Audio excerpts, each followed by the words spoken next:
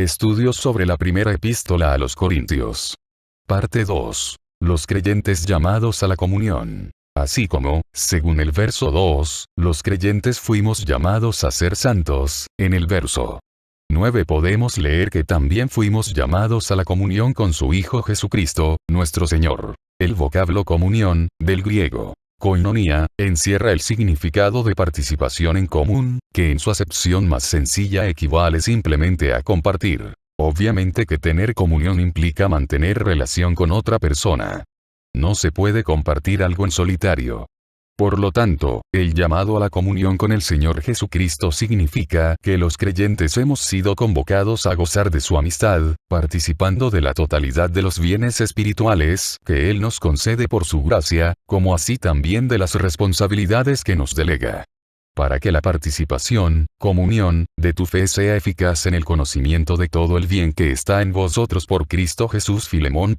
Verso 6. Sin duda, el llamado a la comunión con el Señor Jesucristo constituye uno de los más altos privilegios del cristiano, cuya inalterabilidad está garantizada por la sublime declaración: fiel es Dios. Verso 9. Los creyentes llamados a la unidad. Para la edificación de la iglesia y el fortalecimiento del testimonio cristiano, los creyentes corintios habían sido dotados por el Espíritu Santo con diferentes dones espirituales, de modo que, como iglesia, no carecían de ninguno.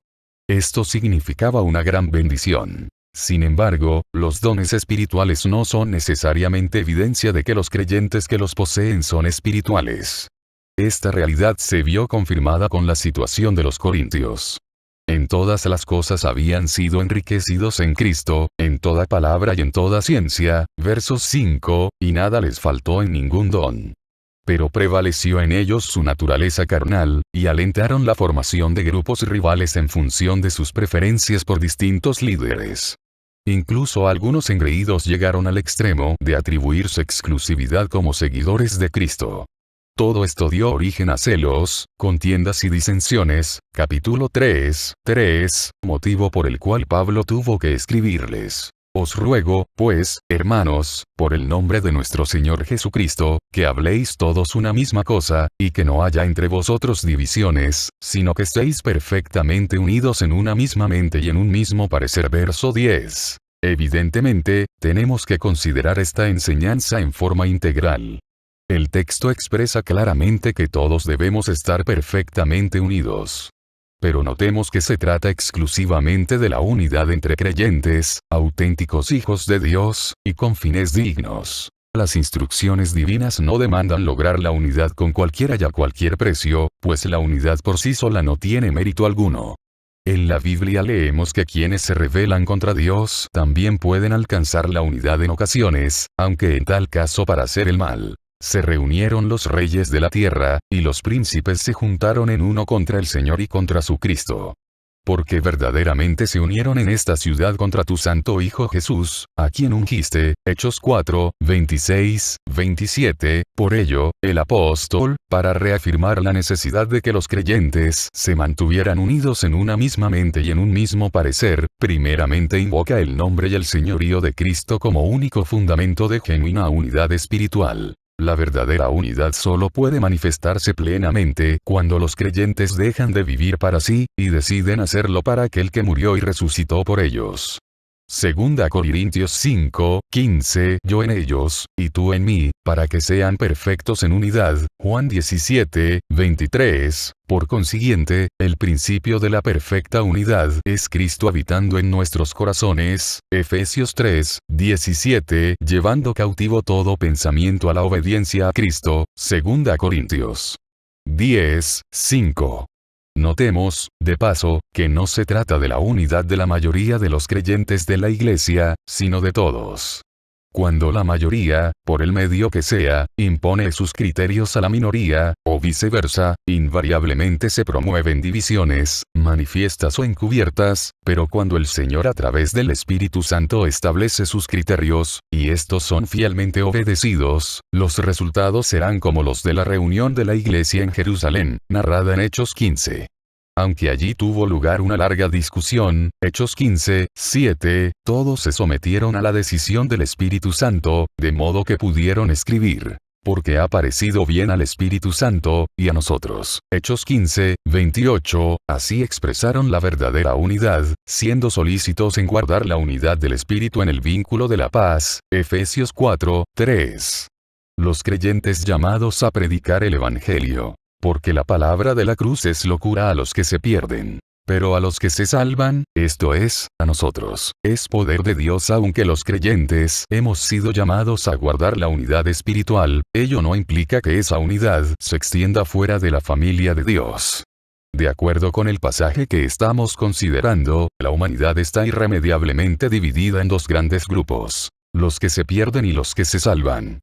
La pertenencia de un individuo a uno de los dos grupos está determinada por su actitud y respuesta a la palabra de la cruz. La palabra de la cruz no es otra cosa que el verdadero evangelio, y constituye el mensaje que la Iglesia debe anunciar ineludiblemente. La salvación no se alcanza por el bautismo, ni por la evolución de la sabiduría humana con sus especulaciones, sino por el poder de Dios manifestado a través del evangelio. La base del Evangelio es la palabra de la cruz de Cristo, de modo que si alguien pretende anunciar el Evangelio omitiendo la palabra de la cruz, estará predicando un falso Evangelio. El apóstol Pablo explica claramente cuál es el verdadero Evangelio. Porque primeramente os he enseñado lo que asimismo recibí: que Cristo murió por nuestros pecados, conforme a las Escrituras, y que fue sepultado, y que resucitó al tercer día, conforme a las Escrituras. 1 Corintios 15, 3, 4. Notemos que Pablo no relata solamente el hecho histórico de la cruz, sino que resalta la virtud del sacrificio del Señor Jesucristo para tratar con los pecados de todo aquel que se acerca a Dios.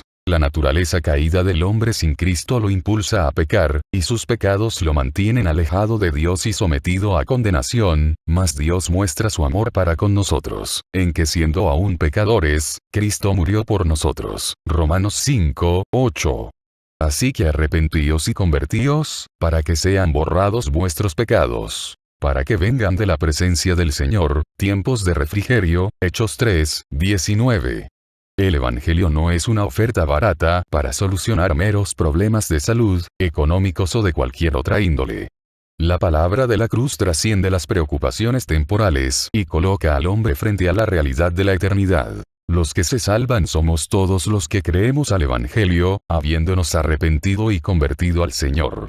Hemos renacido espiritualmente para una esperanza viva, por la resurrección de Jesucristo de los muertos, para una herencia incorruptible, incontaminada e inmarcesible, reservada en los cielos. 1 Pedro 1, 3, 4.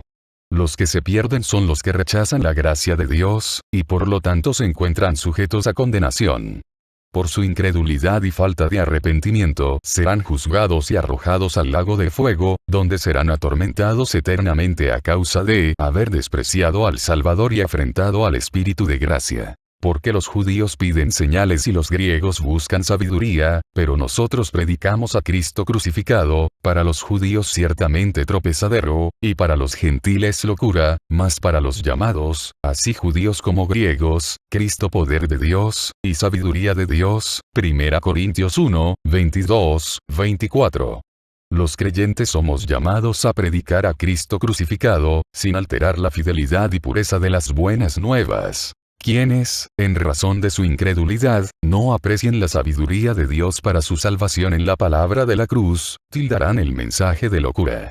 No obstante, al margen de esa despectiva opinión, si no se arrepienten son inexcusables ante la justicia de Dios. Por otra parte, los llamados creerán y percibirán el poder del Evangelio operando eficazmente, al modo de Dios, frente a la extrema necesidad de sus almas, y experimentarán verdaderamente que, si alguno está en Cristo, nueva criatura es. Las cosas viejas pasaron. He aquí todas son hechas nuevas. 2 Corintios 5, 17. Los términos lo necio del mundo, lo débil del mundo y lo vil del mundo y lo menospreciado, versos 27 y 28, se refieren a la calificación que algunos merecían en el mundo cuando andaban en tinieblas, antes de que el Señor los llamara para que obedecieran al Evangelio. La situación límite de estos hombres perdidos, luego rescatados por el Señor, ejemplifica claramente la incapacidad del ser humano para contribuir en lo más mínimo en la obra de su salvación. Porque por gracia sois salvos por medio de la fe. Y esto no de vosotros, pues es don de Dios. No por obras, para que nadie se gloríe. Efesios 2, 8, 9. En consecuencia, toda suficiencia se encuentra solo en el Señor Jesucristo a través de su obra en la cruz. Las demandas de Dios son satisfechas y, de ese modo, creyendo en Él, Cristo Jesús nos ha sido hecho por Dios sabiduría, justificación, santificación y redención. Para que, como está escrito, el que se gloría, gloríese en el Señor. 1 Corintios 1, 30, 31. Así está escrito, y así fue necesario que el Cristo padeciese, y resucitase de los muertos al tercer día, y que se predicase en su nombre el arrepentimiento y el perdón de pecados en todas las naciones. Lucas 24, 46, 47. Este es el verdadero evangelio que somos llamados a predicar. Predicar a Jesús el Salvador del mundo. Próximo video parte 3. El arte de servir. Suscríbete y comparte. Comparte este video y ayúdanos a predicar la palabra a muchos más.